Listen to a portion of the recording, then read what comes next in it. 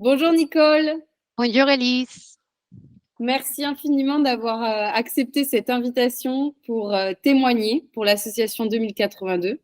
Donc comme tu sais, le but de l'association, c'est de créer un parcours pour les femmes de septembre à décembre pour se préparer pour les négociations salariales. Et comme toi, tu as une double culture, évolué dans beaucoup d'environnements différents, j'aurais aimé que tu puisses partager ton expérience. Est-ce que tu peux commencer par te présenter en un ou deux mots ou une ou deux Oui, phrases? une phrase. Bon, je m'appelle Nicole Briner, je viens du Chili et j'ai commencé ma carrière professionnelle à Santiago du Chili. Et maintenant, je travaille comme chef de projet digital dans une grande boîte lyonnais et toujours en train de travailler dans la transformation digitale. Donc aujourd'hui, ce qu'on va mettre en avant et le sujet vraiment sur lequel l'association se focalise, c'est la négociation. Donc déjà, est-ce que toi, tu prépares tes négociations salariales et est-ce que tu définis une stratégie pour ces négociations? Oui, bien sûr que je prépare ma négociation. C'est quelque chose que c'est pas facile pour tout le monde et je voulais aussi m'inclure parce qu'on ne sait jamais à quel prix on doit se positionner. Donc, il faut bien se Oui. renseigner. Je pense que ça, c'est la base de mon stratégie. Donc, pour moi, c'est vraiment chercher des informations. Ça, c'est la stratégie numéro un. Il faut les suivre. Après, chercher des informations. Où par exemple, j'ai cherché des informations. J'avais fait un master en transformation digitale ici en France. Donc, la première étape, c'était me rapprocher de mon école. Mhm. Demander quel était le salaire moyen de mes collègues, quel était le salaire moyen en France, dans les masters que j'avais fait, etc., pour pouvoir aussi me positionner et dire, OK, quel est mon prix? Quel est mon prix et Oui, comment je dois me positionner pour mon travail? Et finalement, pour moi, c'est comme un contrat. Je me dis, voici quels sont mes facteurs différenciateurs. Par exemple, pour moi, ça va être les langues, mes différents aspects multiculturels, etc. Et avec ça, je vais construire aussi, une fois que j'ai déjà me renseigné par rapport à l'école, par rapport au LinkedIn, si je peux aussi et parler avec certaines personnes qui ont déjà travaillé dans la boîte avec laquelle je voudrais travailler ou avec, auprès de mes collègues si je suis déjà en poste. Et une fois que j'ai fait toutes ces parties de renseignement, je vais à la deuxième étape, c'est OK, qu'est-ce que je peux apporter, quel est mon facteur différenciateur par rapport à tous mes collègues. bon point. Et donc, ça, c'est comment aussi je me peux différencier, qu'est-ce que j'ai apporté, quels sont mes facteurs aussi de réussite, etc. Et donc, ce que tu soulignes, Nicole, c'est aussi le fait d'avoir l'information. Donc, il y a tout un moment de préparation pour essayer d'avoir l'information. L'une des idées que l'on évoquait en préparant cette réunion, c'était aussi le côté un peu tabou sur l'argent en France et le fait que les salaires n'étaient pas forcément partagés. Et donc, toi, connaissant d'autres cultures, tu voyais qu'il y avait une différence et qu'il y avait Ouais. peut-être aussi une difficulté à aller chercher l'information ou à demander à ses collègues, même femmes, de partager leur salaire pour s'aider et se tirer vers le haut. Est-ce que tu peux en Ouais. dire un mot? Oui, bien sûr. Et par exemple, au Chili, mon expérience, on n'a pas peur de parler d'argent. Du coup, ça fait aussi que tous les salaires soient plus équitables et qu'il y a moins de différences entre collègues parce que tout le monde sait plutôt quelle est la base. Et après, si on voit que quelqu'un, par exemple, je vais dire, bah, écoutez, on a tous la base, mais moi, je parle trois langues, j'ai des expériences, etc. Donc, ça se comprend que moi aussi, je sois payé un peu plus à la hausse et aussi tes collègues sont consciente de ça, donc il y a moins d'inégalités aussi hommes-femmes, etc. Après, il y a toujours les inégalités des hommes-femmes, je ne veux pas dire que ça n'existait pas, mais par contre, c'est plus transparent, on pourrait dire. Oui, donc c'est plus facile de trouver de l'information pour se comparer et savoir ce qu'on peut demander parce que je pense que ce qui est difficile, moi, c'est pareil, hein, pour moi, hein, ce qui est difficile, c'est de savoir ce que l'on peut demander et définir une cible qui n'est pas trop haute, mais en même temps qui est acceptable, qui peut permettre d'aller jusqu'à une négociation et trouver un accord, en fait. Il faut trouver une cible, Ouais. un intervalle où on peut trouver un accord. Après, je pense qu'il faut être bien confiante de quels sont tes facteurs différenciateurs et pouvoir les mettre en avance. Ça, c'est Mm. super important. Et finalement, je vais revenir un peu les lieux pas humain, c'est un produit. Si tu penses qu'il est produit, il est génial, vraiment, il mérite d'être plus cher que les autres. Et c'est à les autres à voir s'ils vont acheter ou pas. Mais finalement, il faut Mm. rester aussi et pour Oui, aussi c'est un savoir bon se point. renseigner. Oui, mais il faut se renseigner pour pouvoir aussi voir, OK, ça c'est la moyenne dans ma région, dans ce que je travaille avec mes années d'ancienneté, etc. Bien vu. Est-ce que tu écris tes arguments? Parce que je sais Oui. que tu es super organisé, est-ce que tu Donc, les écris? Est-ce que tu les oui, répètes? Est-ce que tu les répètes à haute voix? Tu visualises la scène pour t'aider avant d'arriver à la négociation? et oui, c'est facteur clé d'écrire. Et moi, je suis de mémoire écrit, mais après, ça dépend aussi, comme, il n'y a pas une manière de faire. Moi, ça marche très bien avec l'écriture parce que je suis de mémoire écrit et moi, ça m'aide à moi organiser mes idées. Mais après, ça, c'est une façon de faire. Il y a plusieurs façons de faire. Pour moi, ça marche bien. Mais le plus important, c'est qu'on arrive à avoir les idées claires et n'importe quelle méthodologie, ça peut servir à ça. Mm. Et tu le fais à chaque fois, 100% des fois, tu as préparé tes négociations. Toujours, je vais noter tout ce que mes arguments et je vais revoir. Et si après je reviens, oh, j'ai mieux réfléchi ça. Ou c'est quelque chose qui s'est passé ou j'ai entendu dans la rue, j'ai dit, ah, mais j'ai fait le lien avec ce qu'il entendait passer. Et dans les moments, par exemple, de la négociation, je vais essayer de la ramener aussi à mon discours. Donc, c'est pas quelque chose que je vais écrire une fois et c'est fixe. Non, c'est une chose que j'ai écrit une fois et après avoir plus de, comment dire, Le travail et tu le l'enrichis travail. en fait. Oui, exactement. Tu l'enrichis, tu réfléchis à tes arguments. Est-ce que tu t'imagines aussi les arguments qu'on pourrait t'opposer? Est-ce que tu te dis, ah, peut-être qu'ils vont me dire ça, donc il faudrait que je puisse Oui, répondre? Comment tu fonctionnes? Ouais, tu penses à ça? oui, je pense à ça, mais après, est-ce que c'est aussi ton positionnement? C'est comment tu te positionnes. Est-ce que pour moi aussi, j'ai dit, bah, écoute, je vais donner une marge de négociation. De ces prix que je me positionne, d'ici en bas, j'ai dit non.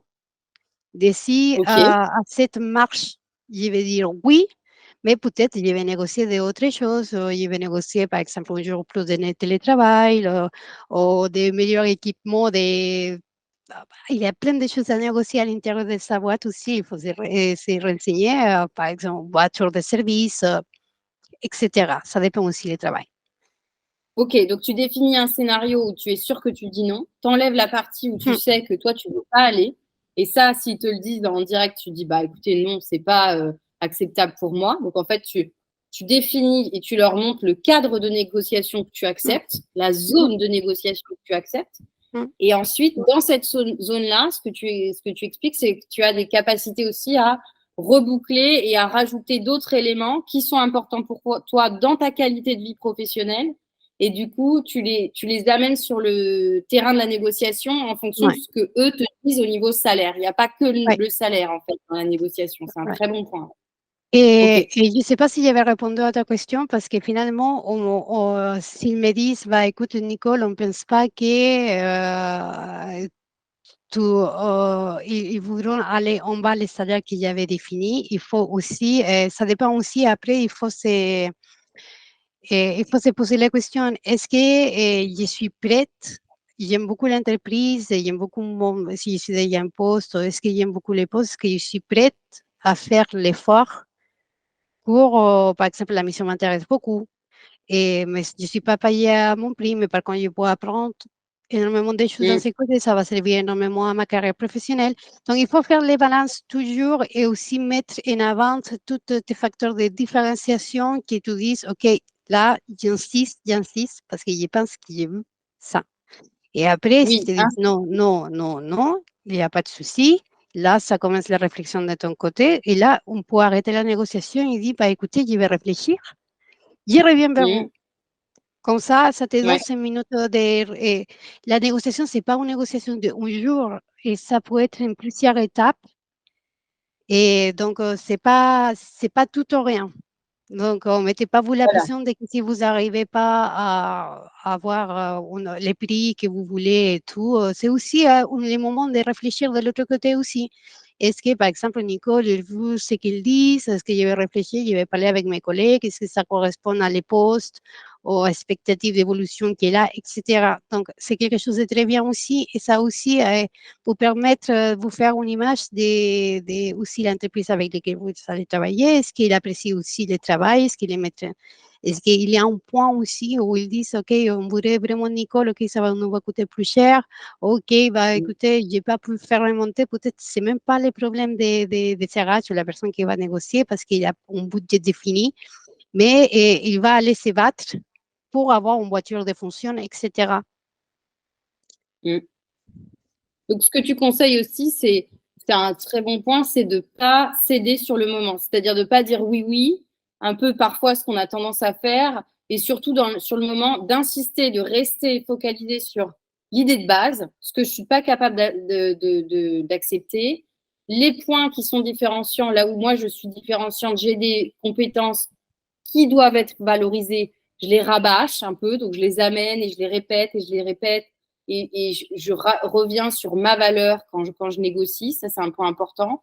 Et puis aussi, pas acter des choses sur le moment, mais on peut très bien finir la négo et pas le premier jour de négo finalement, peut-être qu'on utilise un mauvais terme, une négo de salaire, ça peut durer peut-être de 2 semaines à 2 mois sans aucun problème. Si c'est un truc un Ça peu un dépend. sujet Ça dépend du tricky. contexte. Il faut aussi savoir le contexte. C'est quelque chose, par exemple, vous voulez un nouveau boulot et vous savez qu'ils sont pressés de l'autre côté, etc. Il faut aussi savoir se renseigner du contexte avec quel est le contexte de négociation aussi. On pourrait dire, OK, Exactement. on est où? On est où? On est en train de négocier. Est-ce qu'il y a aussi un besoin d'un salaire, d'un salaire maintenant? Est-ce que Oui, aussi, quelle est mon marge de négociation en savoir ça? Il faut aussi savoir bien les contextes où on est et par exemple, s'ils nous disent non, mais il faut avoir il faut faire nourrir ta famille, etc. Et notre marge de négociation est un peu plus bas aussi, ça ne veut pas dire qu'on pourrait négocier. C'est ça ce que je oui, voulais dire. Donc, oui. il faut bien savoir et lire les contextes où on est en train de salarier et avec qui aussi il faut se renseigner. Et ça, c'est un point super important, Nicole. Souvent aussi, il ne faut pas euh, par- comment dire, se sentir ou partager des faiblesses. C'est-à-dire que ce n'est pas le moment où il faut montrer qu'on a un peu peur, qu'on est responsable financièrement d'une famille. Le côté de négociation, il y a un aspect théâtral quand même sur le moment. Et Et oui, même si c'est les gens un jeu. dans votre entreprise, ils connaissent votre vie familiale et votre situation, il faut pas à ce moment-là, il faut vraiment s'être préparé et jouer un rôle sur ce moment-là, je pense, ou en tout cas Oui, pendant le temps des négociations. Et aussi, ça se prépare à l'avance, c'est-à-dire si on prend les négociations de budget dans les entreprises, comment ça fonctionne, souvent plusieurs semaines avant, les gens commencent à amener leurs arguments pour dire mon budget, il pourra pas être si haut et tout ça.